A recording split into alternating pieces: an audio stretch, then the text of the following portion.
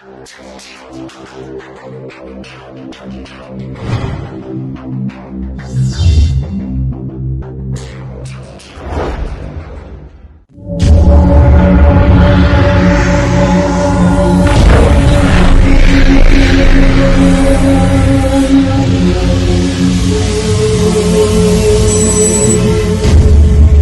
Morning बच्चों, welcome again to e learning platform of Bhagwan Mahavir senior secondary school Nokha, BMS Nokha. अपने इस e learning app को purely digitise करने के लिए विद्यालय प्रशासन द्वारा एक और सराहनीय प्रयास किया गया है। अगले कुछ दिनों में फिजिक्स की क्लासेस डिजिटल बोर्ड पे प्रारंभ हो जाएगी।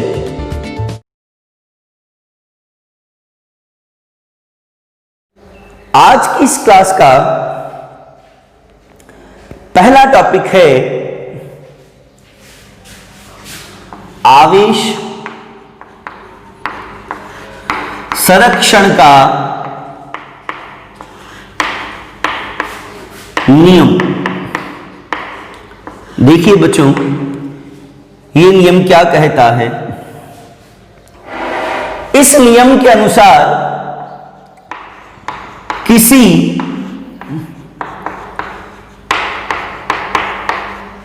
विलगित निकाय का कुल आवेश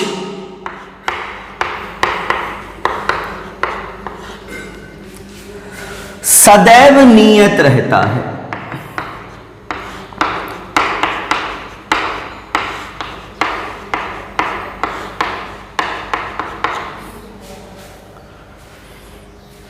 किसी विलगित निकाय का कुल आवेश सदैव नियत रहता है। देखिए बच्चों, विलगित निकाय से क्या तात्पर्य है, ये हमने 11th केमिस्ट्री में और 11th फिजिक्स में पढ़ा है कि वह निकाय जो वातावरण के साथ ऊष्मा का आदान प्रदान नहीं करता है, न वातावरण को ऊष्मा देता है न वातावरण से ऊष्मा लेता है, विलगित निकाय कहलाता है। मतलब विलगित निकाय के बारे में हम कह सकते हैं मस्त राम मस्ती में आग लगे चाहे बस्ती में, है ना। मतलब ऐसा निकाय जो अपने सराउंडिंग्स पर डिपेंड नहीं करता, आइसोलेटेड सिस्टम विलगित निकाय कहलाता है। विलगित निकाय का कुल आवेश सदैव नियत रहता है।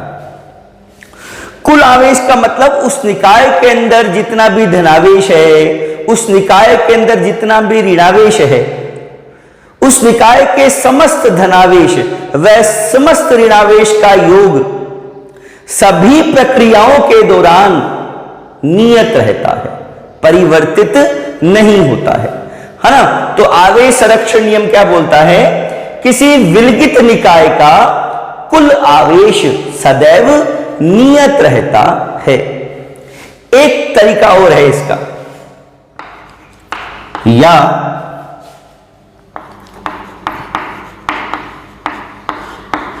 आवेश को न तो उत्पन्न किया जा सकता है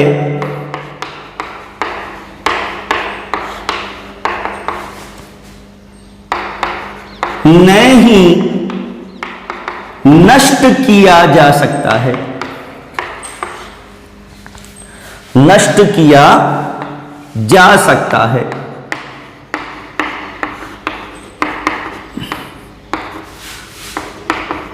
बल्कि इसे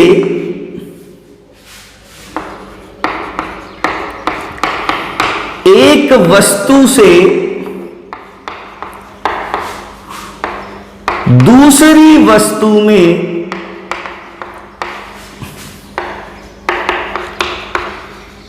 स्थानांतरित किया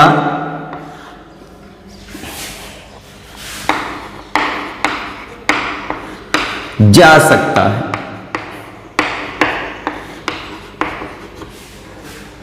आवेश को न तो उत्पन्न किया जा सकता है न ही नष्ट किया जा सकता है, बल्कि इसे एक वस्तु से दूसरी वस्तु में स्थानांतरित किया जा सकता है।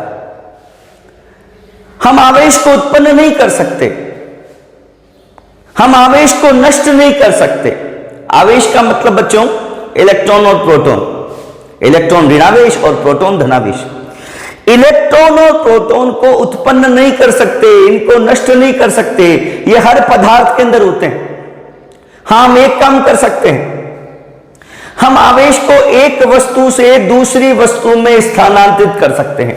जैसे मैंने आपको धनावेश और ऋणावेश की परिभाषा में बताया था कि एक वस्तु से इलेक्ट्रॉन निकालकर हम दूसरी वस्तु में डाल देते हैं, तो जिस वस्तु में से इलेक्ट्रॉन निकालते हैं उस पर क्या आता है धनावेश, और जिसमें इलेक्ट्रॉन डालते हैं उस पर क्या आएगा ऋणावेश। मतलब इलेक्ट्रॉनों के रूप में हम आवेश का एक वस्तु से दूसरी वस्तु में स्थानांतरित कर सकते हैं, लेकिन हम आवेश को उत्पन्न नहीं कर सकते, आवेश को नष्ट नहीं कर सकते, इसे एक वस्तु से दूसरी वस्तु में स्थानांतरित कर सकते हैं। तो ये आपके आवेश संरक्षण नियम के दो कथन हैं, दोनों में से कोई सा भी आप एक याद रख लें, एग्जाम में आए तो आपको दोनों में से कोई सा भी एक कथन लिख देना है। अब हम देखते हैं आवेश संरक्षण नियम के कुछ उदाहरण।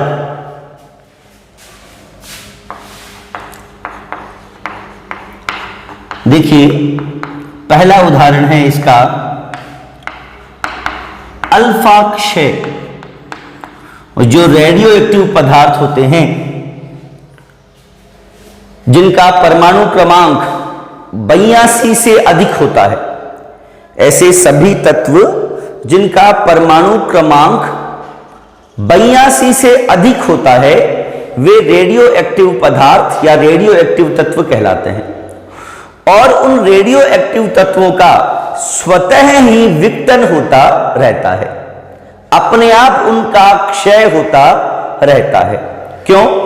क्योंकि उन पदार्थों में से 3 प्रकार के अदृश्य विकिरण अपने आप निकलते रहते हैं। वो 3 प्रकार के अदृश्य विकिरण हैं अल्फा कण, बीटा कण और गामा किरणें।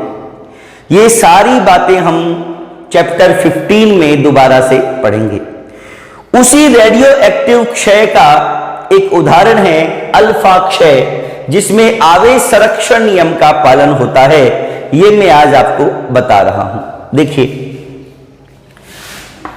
बरान में यूरेनियम 238, इसका जब अल्फा क्षय होता है, अल्फा क्षय होने का मतलब बरान में यूरेनियम 238 नाभिक में से जब अल्फा कण बाहर निकलता है। एक्चुअली अल्फा कण क्या होता है? 2 हीलियम 4। जो हीलियम का नाभिक होता है या जो द्विआयनित हीलियम परमाणु होता है उसे ही हम अल्फा कण कहते हैं। तो 2 हीलियम 4 अल्फा कण है। जब बरान में यूरेनियम 238 नाभिक में से हीलियम का नाभिक या अल्फा कण जब बाहर निकल जाता है तो पीछे क्या बचता है? 92 में से 2 गया 90। परमाणु क्रमांक 90 है बच्चों थोरियम का, और 238 में से 4 गया तो पीछे बच गया 234। इसके साथ साथ कुछ ऊर्जा भी उत्पन्न होती है। अब इस रिएक्शन में आवेश संरक्षण नियम का पालन किस प्रकार होता है? ध्यान दीजिएगा, इधर ध्यान दें। अल्फा क्षय होने से पूर्व, अल्फा क्षय होने से पूर्व कुल आवेश कितना था वो मैं निकालता हूं। यहां देखिए, यूरेनियम का परमाणु क्रमांक कितना है बरान में? और परमाणु क्रमांक का मतलब क्या होता है बेटा? नाभिक में प्रोटॉनों की संख्या।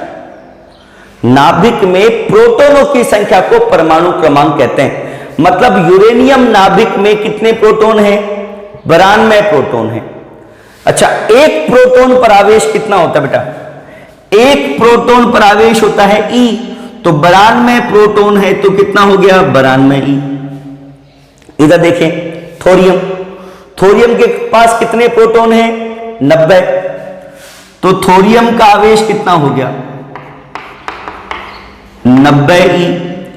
और हीलियम नाभिक पर आवेश कितना हो गया? 2 E। कुल आवेश कितना हो गया? 92 E। अल्फा क्षय होने के पूर्व कुल आवेश कितना है? 92 E। और अल्फा क्षय होने के पश्चात भी कुल आवेश कितना है? 92 E। कुल आवेश सदैव नियत रहता है, यही आवेश संरक्षण का नियम है। आवेश संरक्षण नियम का दूसरा उदाहरण हमें देखने को मिलता है नाभिकीय विखंडन में।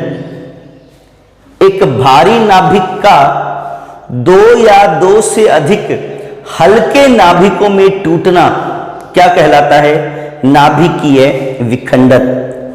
उस नाभिकीय विखंडन की प्रक्रिया में आवेश संरक्षण नियम का अनुपालन किस प्रकार होता है, आइए देखते हैं। यह एक यूरेनियम का नाभिक है 92 यूरेनियम 235। इस पर एक मंदगामी न्यूट्रॉन की बौछार की गई, तो ये दोनों संलयित हो गए और इन्होंने संलयित होकर संलयज नाभिक बनाया 92 यूरेनियम 236। फिर इस 92 यूरेनियम 236 का क्या हुआ? विखंडन हुआ। और विखंडन होने पर क्या बना?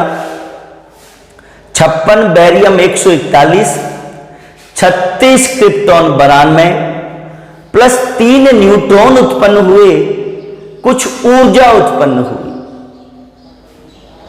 देखिएगा आवेश संरक्षण नियम का पालन कैसे होता है। सबसे पहले बात करते हैं नाभिकीय विखंडन होने से पूर्व आवेश कितना है।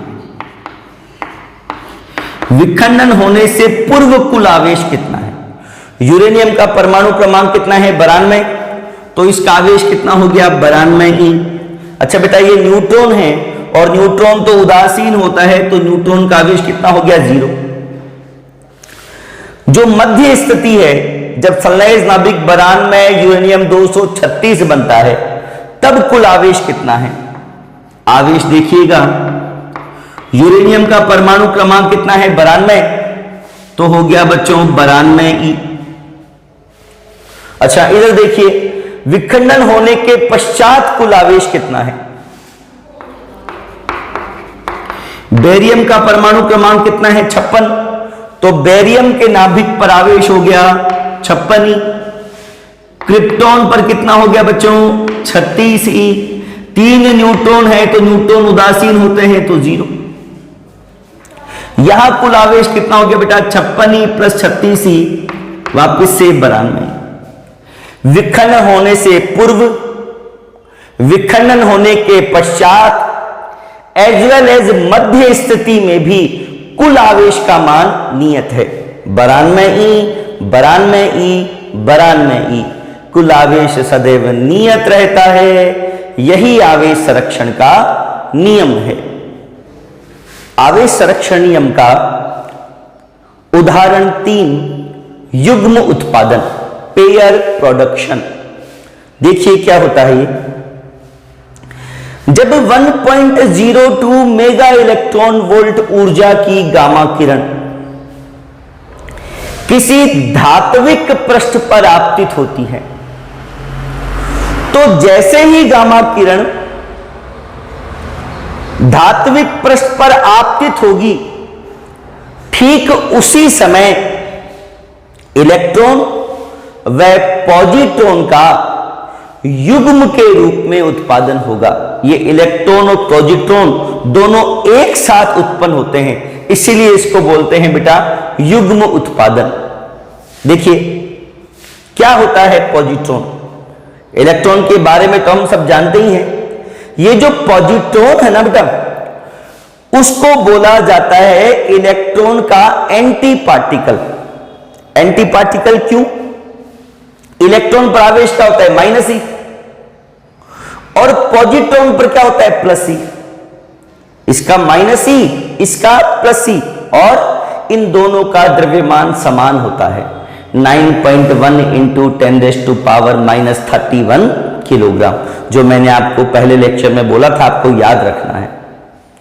ठीक है, अच्छा बेटा, अब देखो इसमें आवेश संरक्षण नियम का पालन कैसे होता है, इधर ध्यान दीजिएगा। गामा किरण जो होती है ना बेटा, गामा किरण एक्चुअली एक फोटोन है। गामा किरण एक फोटोन है, और 11th केमिस्ट्री में आपने पढ़ा है कि जो फोटोन होता है ना, वो विद्युत उदासीन होता है। तो फोटोन विद्युत उदासीन होता है, तो फोटोन का आवेश कितना हो गया? 0। गामा किरण का आवेश कितना हो गया? 0। अब इधर देखते हैं अपन, इलेक्ट्रॉन पर आवेश कितना? माइनस ई। इलेक्ट्रॉन पर माइनस ई और पॉजिट्रॉन पर कितना? प्लस ई। तो दोनों का कुल आवेश कितना? 0। गामा किरण का भी कुल आवेश कितना? 0। और इलेक्ट्रॉन और पॉजिट्रॉन का कुल आवेश भी कितना? 0। कुल आवेश नियत है। यही आवेश संरक्षण का नियम है। आवेश संरक्षण नियम का उदाहरण 4 ये है बच्चों शून्यीकरण। ये जो शून्यीकरण है ना, ये युग्म उत्पादन की विपरीत संक्रिया है। युग्म उत्पादन में क्या होता है? गामा किरण से इलेक्ट्रॉन व पॉजिट्रॉन का उत्पादन होता है। और इस प्रक्रिया में क्या होता है कि जब इलेक्ट्रॉन व पॉजिट्रॉन मिलते हैं, जब इलेक्ट्रॉन व पॉजिट्रॉन मिलते हैं तो गामा किरण उत्पन्न होती है। अच्छा, इस प्रक्रिया में ऊर्जा संरक्षण नियम का पालन करने के लिए 2 गामा किरणें उत्पन्न हुई मानी जाती हैं, कि 2 गामा किरणें उत्पन्न होती हैं। अब देखिए इसमें आवेश संरक्षण नियम, पूर्व में कुल आवेश कितना है? इलेक्ट्रॉन पर आवेश कितना होता है बच्चों? माइनस ई। पॉजिट्रॉन पर कितना? प्लस ई। इस पर माइनस ई, इस पर प्लस ई। कुल आवेश कितना? 0। अच्छा, इधर देखते हैं गामा किरण पर कुल आवेश कितना? 0, क्योंकि गामा किरण क्या है? एक फोटोन है, और फोटोन विद्युत उदासीन होता है। कुल आवेश कितना होता है? 0। ठीक है, तो यहां भी कुल आवेश 0, यहां भी कुल आवेश कितना? 0। कुल आवेश नियत रहता है। यही आवेश संरक्षण का नियम है। बोर्ड एग्जाम्स में आवेश संरक्षण नियम में से बार बार जब भी प्रश्न पूछा गया है, एक ही आया है, आवेश संरक्षण नियम का कथन कीजिए व एक उदाहरण लिखिए। तो कथन कीजिए में वो 2 कथन मैंने बताए थे। किसी विलगित निकाय का कुल आवेश सदैव नियत रहता है, या तो ये लिख दीजिए, या फिर ये लिख दीजिए कि आवेश को न तो उत्पन्न किया जा सकता है, न ही नष्ट किया जा सकता है, बल्कि इसे एक वस्तु से दूसरी वस्तु में स्थानांतरित किया जा सकता है। उदाहरण 4 मैंने बताए हैं, 4 में से कोई सा भी एक आपको लिख देना है। बोर्ड एग्जाम में 1 नंबर का क्वेश्चन काफी बार पूछा गया है। आज की इस क्लास का दूसरा टॉपिक है आवेश का क्वांटीकरण, क्वांटाइजेशन ऑफ इलेक्ट्रिक चार्ज। ध्यान दीजिएगा, क्या कहता है आवेश का क्वांटीकरण।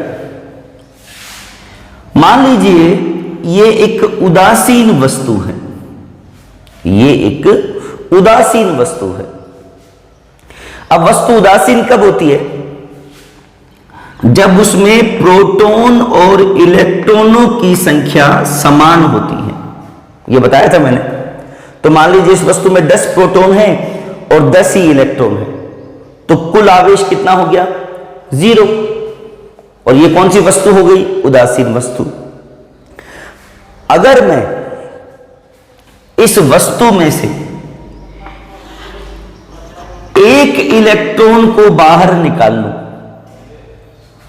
तो प्रोटॉन तो 10 ही रहेंगे और इलेक्ट्रॉन कितने हो जाएंगे बच्चों? 9 इलेक्ट्रॉन हो गए 9। अब इस पर कुल आवेश कितना हो गया? देखो बेटा, Q बराबर, कुल आवेश Q बराबर 10 प्रोटॉनों का 10e और 9 इलेक्ट्रॉनों का -9e, तो कुल आवेश क्या आ गया? Q बराबर E। ऐसे ही अगर इस वस्तु में से मैं 2 इलेक्ट्रॉन बाहर निकाल लूं, पहले इलेक्ट्रॉन कितने थे? 10 में से मैंने 2 निकाल लिए मान लो। अब 10 में से 2 निकाल लिए तो इलेक्ट्रॉन कितने बच गए? 8। तो कुल आवेश कितना हो गया बेटा? 10 प्रोटॉनों का 10e और 8 इलेक्ट्रॉनों का -8e, तो कुल आवेश क्या हो गया? 10e - 8e, 10e - 8e मतलब 2e। ऐसे ही अगर इस वस्तु में से मैं 3 इलेक्ट्रॉन बाहर निकाल लूं, 3 इलेक्ट्रॉन में बाहर निकाल लूं तो क्या सिचुएशन बनती है? देखो, 10 प्रोटॉन और 10 इलेक्ट्रॉन थे, मैंने 3 इलेक्ट्रॉन बाहर निकाल लिए तो इलेक्ट्रॉन कितने बच गए बेटा? 7।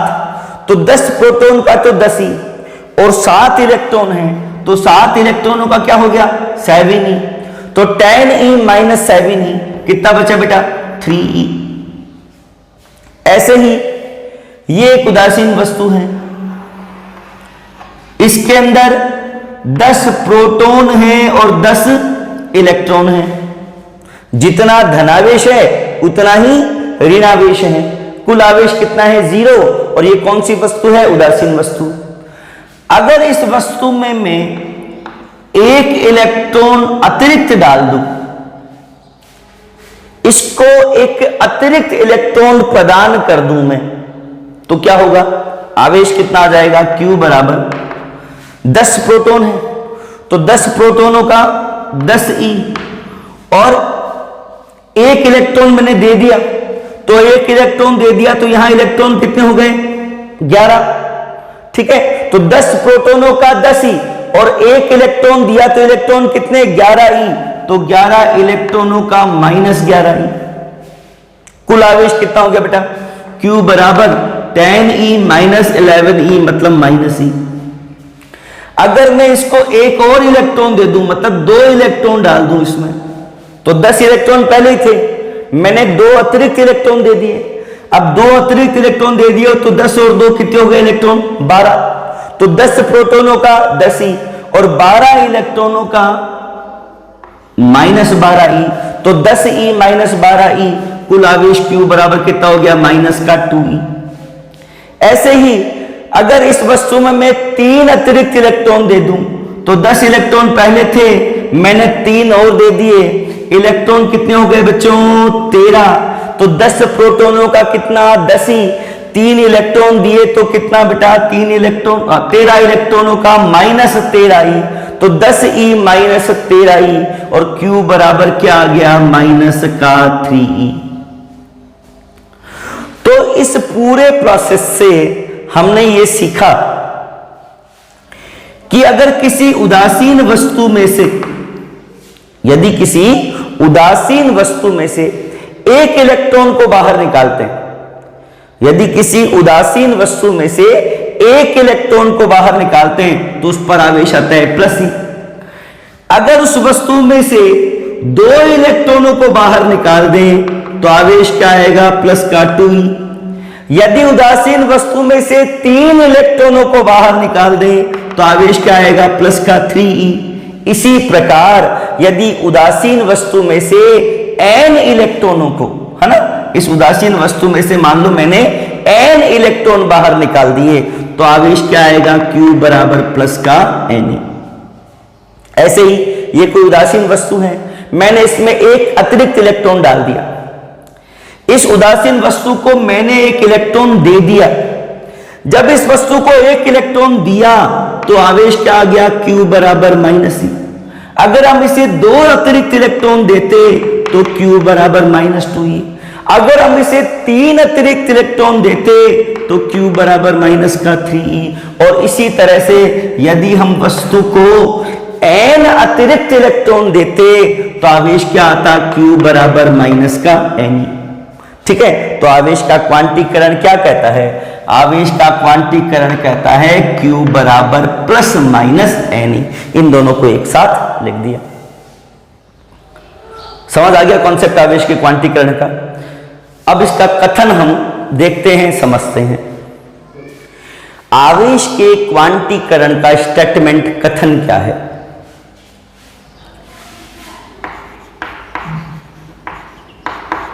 प्रकृति में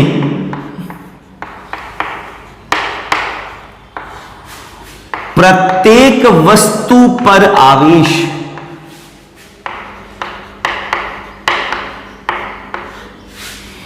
इलेक्ट्रॉन पर आवेश के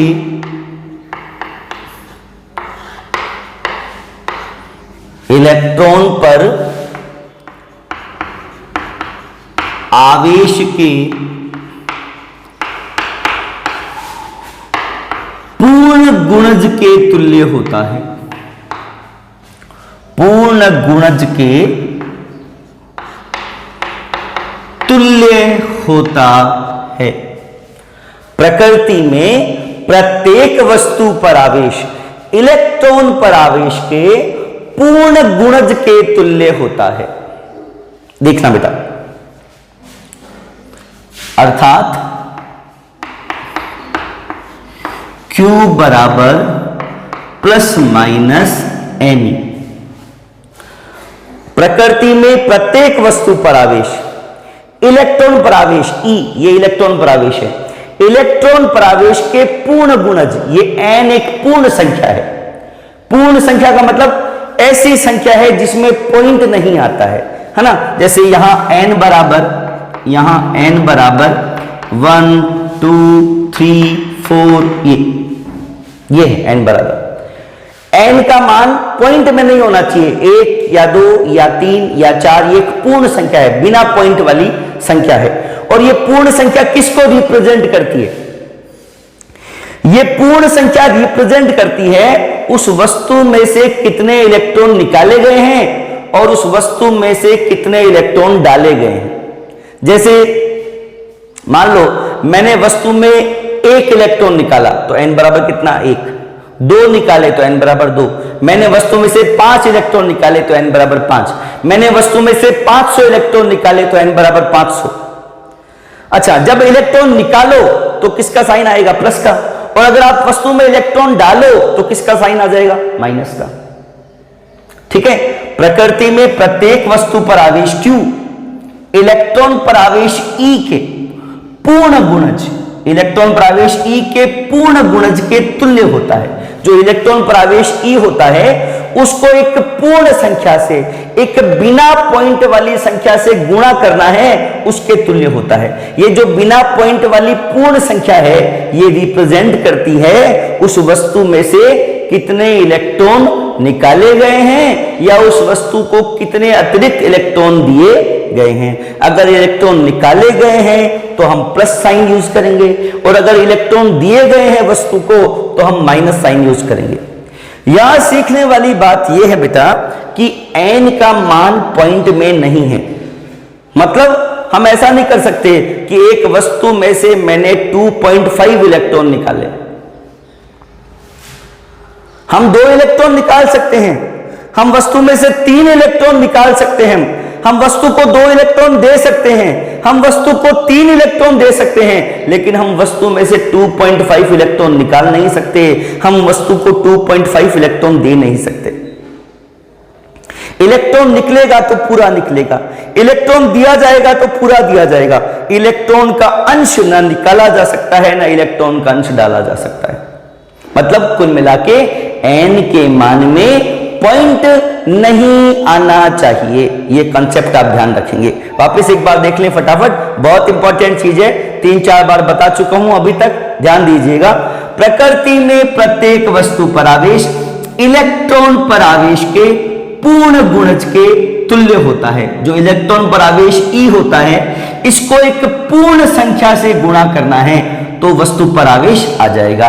और वो जो पूर्ण संख्या है, पूर्ण संख्या का मतलब बिना पॉइंट वाली संख्या, ये बिना पॉइंट वाली संख्या किसको रिप्रेजेंट करेगी? उस वस्तु में से कितने इलेक्ट्रॉन निकाले गए हैं, उस वस्तु में कितने इलेक्ट्रॉन डाले गए हैं। निकाले गए हैं तो क्या आ जाएगा? प्लस, और अगर इलेक्ट्रॉन डाले गए हैं तो क्या आ जाएगा? माइनस। अच्छा, E का मान कितना होता है? E होता है इलेक्ट्रॉन पर आवेश, कितना होता है बेटा? 1.6 इंटू 10⁻⁻19 कूलम। इलेक्ट्रॉन पर आवेश की मात्रा है ये, प्लस माइनस तो पता चलेगा इलेक्ट्रॉन डाले हैं या इलेक्ट्रॉन निकाले हैं उससे, ठीक है। E का मान 1.6 इंटू 10⁻⁻19 कूलम। आगे देखिए, प्रकृति में सबसे संभव छोटा आवेश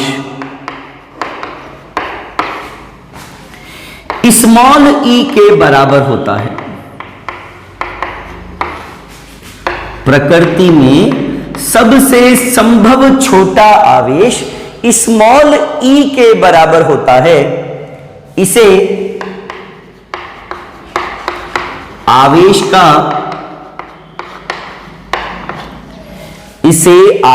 का क्वांटा या मूल आवेश कहते हैं।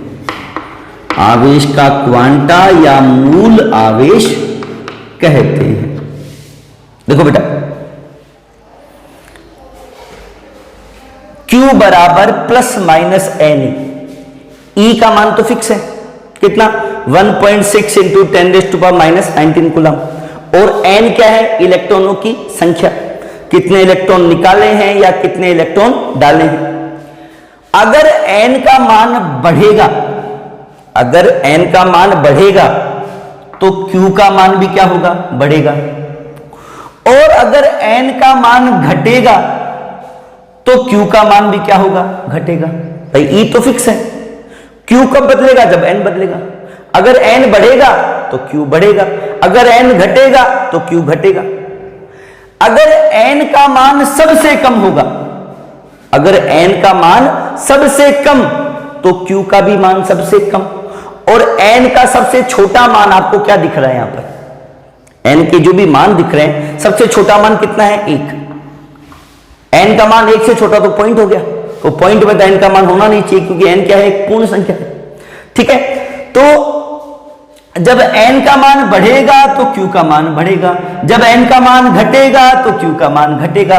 जब n का मान सबसे कम होगा तो Q का मान भी सबसे कम होगा।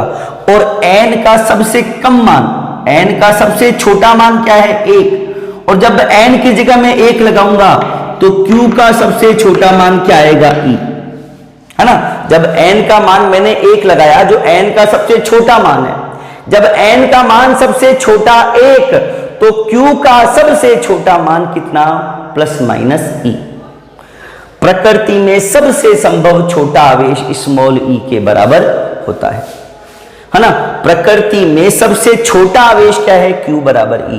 E से छोटा आवेश 1.6 इंटू 10⁻⁻19 कूलम, इससे छोटा आवेश प्रकृति में पाया नहीं जाता है, ठीक है। इसलिए जो स्मॉल e है ना, इसे क्या कहते हैं? आवेश का क्वांटा कहते हैं।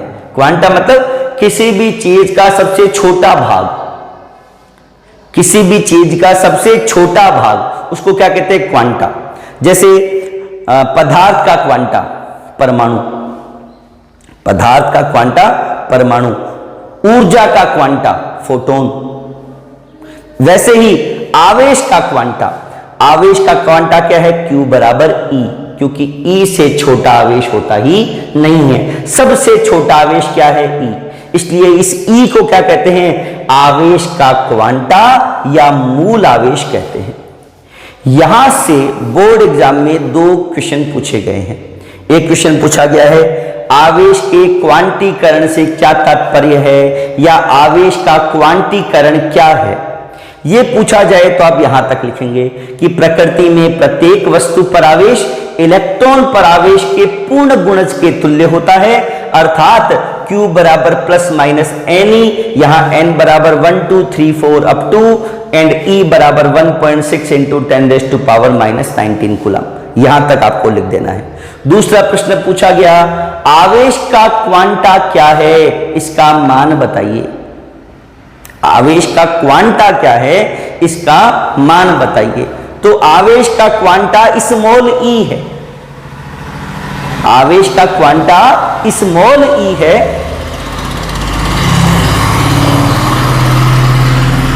इसका मान 1.6 इंटू 10⁻⁻19 कूलम होता है।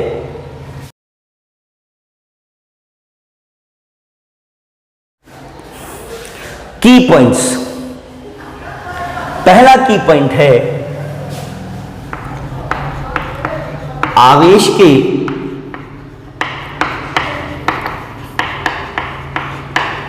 क्वांटीकरण की खोज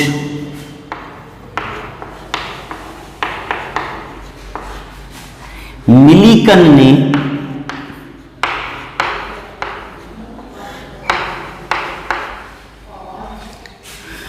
तेल बूंद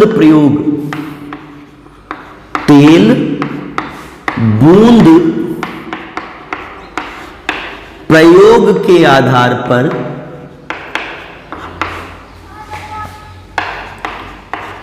की थी।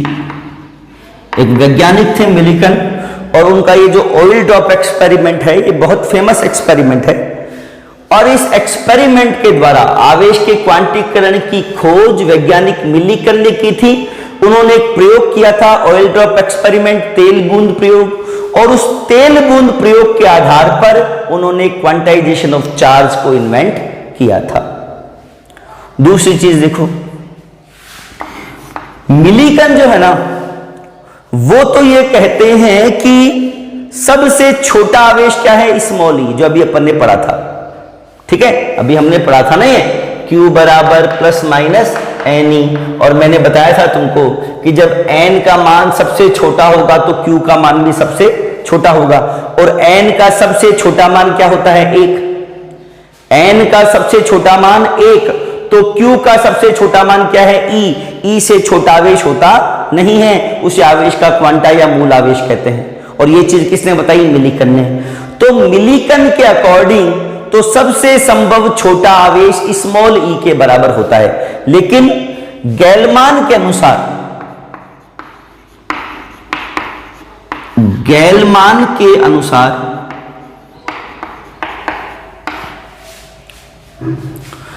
क्वार्क नामक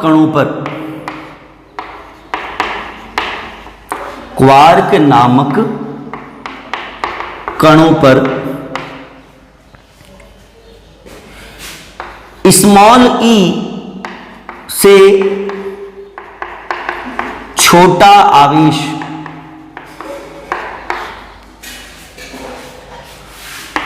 क्रमशः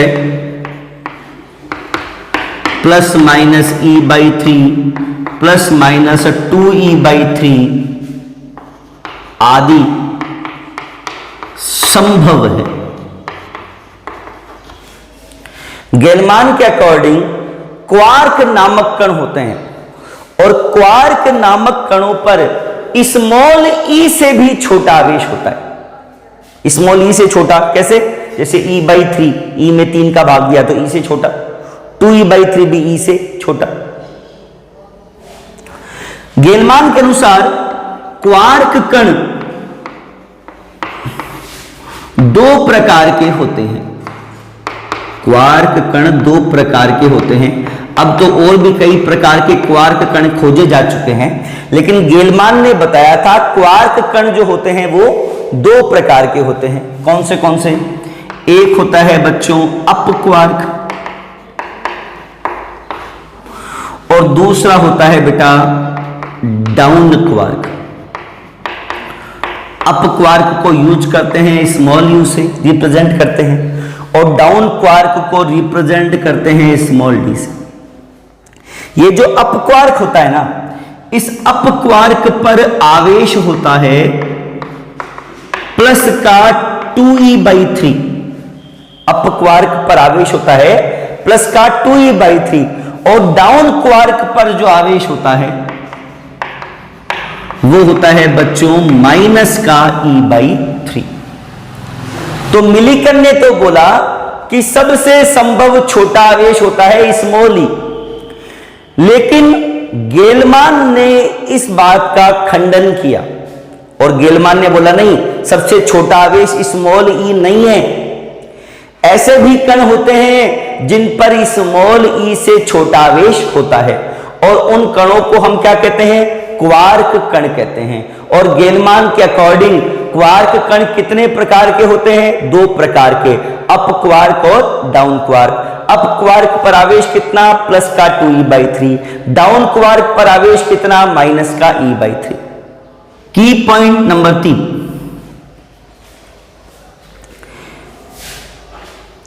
की पॉइंट नंबर 3, गेलमान ने यह बताया कि ये जो क्वार्क नामक कण हैं वे नाभिक में पाए जाते हैं। और नाभिक में भी कहां? गेलमान के अकॉर्डिंग प्रोटॉन व न्यूट्रॉन इन क्वार्क कणों से मिलकर बने होते हैं। कैसे बने होते हैं देखना। गेलमान के अनुसार जो एक प्रोटॉन होता है ना, एक प्रोटॉन के अंदर 2 तो होते हैं बच्चों अप क्वार्क और एक होता है बेटा डाउन क्वार्क। 2 अप क्वार्क होते हैं और एक डाउन क्वार्क होता है और ये मिलकर के क्या बनाते हैं? एक प्रोटॉन बनाते हैं। देखो अपन प्रूव करते हैं इस चीज को। अच्छा, एक अप क्वार्क पर आवेश कितना? प्लस का 2e/3। तो 2 अप क्वार्क पर कितना? 2 से गुणा कर दिया। प्लस एक डाउन क्वार्क पर कितना? माइनस का e/3। क्या आ गया बेटा? ये 4e/3 minus e/3। LCM 3, 4e minus e 3e, 3 से गया 3, क्या आ गया? e। e मतलब प्रोटॉन, प्रोटॉन पर आवेश कितना होता है? e। ठीक है, तो गेलमान ने ये बोला कि ये जो क्वार्क नामक कण हैं, अप क्वार्क और डाउन क्वार्क, ये नाभिक में पाए जाते हैं तथा प्रोटॉन व न्यूट्रॉन इन क्वार्क कणों से मिलकर के बने होते हैं। प्रोटॉन का संगठन क्या बताया उन्होंने? गेलमान के अनुसार एक प्रोटॉन में 2 अप क्वार्क और एक डाउन क्वार्क। एक अप क्वार्क पर आवेश प्लस 2e/3, तो 2 पर कितना? 2 से गुणा कर दिया। और एक डाउन क्वार्क पर माइनस का e/3। इन दोनों के आवेश को हमने जोड़ दिया, 2 और 2 4e/3 और माइनस e/3। 3 एलसीएम 3 से 3 कट गया, e मतलब प्रोटॉन। गेलमान के अनुसार न्यूट्रॉन किस प्रकार बना होता है? गेलमान ने यह बताया कि एक न्यूट्रॉन में 2 डाउन क्वार्क और एक अप क्वार्क होता है। 2 तो डाउन क्वार्क होते हैं और एक अप क्वार्क होता है और ये मिलके क्या बनाते हैं? एक न्यूट्रॉन बनाते हैं। देखो प्रूव करते हैं। एक डाउन क्वार्क पर कितना? माइनस का e/3। एक डाउन क्वार्क पर आवेश माइनस का e/3। 2 डाउन क्वार्क है तो 2 से गुणा कर दिया। और एक अप क्वार्क पर कितना? प्लस का 2e/3। ठीक है, क्या आ गया बेटा? माइनस का 2e/3 प्लस का 2e/3, क्या आ गया? 0। न्यूट्रॉन उदासीन होता है, न्यूट्रॉन का आवेश क्या होता है? 0 होता है। की पॉइंट नंबर 4, इस की पॉइंट के अनुसार क्वार्क नामक कणों का प्रकृति में स्वतंत्र अस्तित्व नहीं होता है, अतः आज भी आवेश का क्वांटा स्मॉल ई को माना जाता है। हमने पढ़ा था कि मिलीकन के अनुसार सबसे संभव छोटा आवेश स्मॉल ई के बराबर होता है। मिलीकन ने तेल बूंद प्रयोग के द्वारा यह बताया कि ई से छोटा आवेश नहीं होता। प्रकृति में सबसे संभव छोटा आवेश क्या है? स्मॉल ई। लेकिन गेलमान साहब ने इस बात का खंडन किया और उन्होंने क्या बोला कि नहीं, ई से छोटे आवेश भी होते हैं, और जिन कणों पर ई से छोटे आवेश होते हैं उन्हें क्या कहते हैं? क्वार्क कण कहते हैं। और वो क्वार्क कण पाए जाते हैं नाभिक में। प्रोटॉन व न्यूट्रॉन इन क्वार्क कणों से मिलकर के बने होते हैं। लेकिन ये जो क्वार्क नामक कण है ना, ये प्रकृति में स्वतंत्र रूप से पाए नहीं जाते। इनका प्रकृति में स्वतंत्र अस्तित्व नहीं होता, और स्वतंत्र अस्तित्व नहीं होने के कारण हम आज भी सबसे छोटा आवेश स्मॉल ई को ही मानते हैं। ई से छोटा आवेश होता है, लेकिन हमें सबसे छोटा आवेश किसको मानना है? स्मॉल ई को मानना है। क्यों? क्योंकि जिन कणों पर ई से छोटा आवेश होता है वो जो क्वार्क कण हैं, उन क्वार्क कणों का प्रकृति में स्वतंत्र अस्तित्व नहीं होता है। की पॉइंट नंबर 5, यदि क्वार्क कणों का प्रकृति में स्वतंत्र अस्तित्व होता तो भी आवेश का क्वांटीकरण सत्य होता। जैसे अभी हम बोलते हैं कि सबसे छोटा आवेश ई है और आवेश का क्वांटीकरण Q बराबर प्लस माइनस एम ई है। तो अगर ई से छोटा आवेश होता, क्वार्क कणों का प्रकृति में खुद का अस्तित्व होता, तो फिर क्या आवेश का क्वांटीकरण फेल हो जाता? नहीं, उस स्थिति में आवेश का क्वांटीकरण फेल नहीं होता, फिर भी आवेश का क्वांटीकरण सत्य होता। हां, लेकिन एक चीज चेंज होती। अभी आवेश का क्वांटा क्या है? अभी आवेश का क्वांटा ई है। जब क्वार्क कणों का अस्तित्व नहीं है तो आवेश का क्वांटा ई है, और अगर क्वार्क कणों का अस्तित्व होता तो आवेश का क्वांटा ई नहीं होता। ई के स्थान पर क्या होता? E/3 होता। तो आज हमने आवेश संरक्षण और आवेश का क्वांटीकरण पढ़ लिया है, और अगली क्लास में हम इन दोनों टॉपिक्स पर बेस्ड कुछ न्यूमेरिकल्स करेंगे।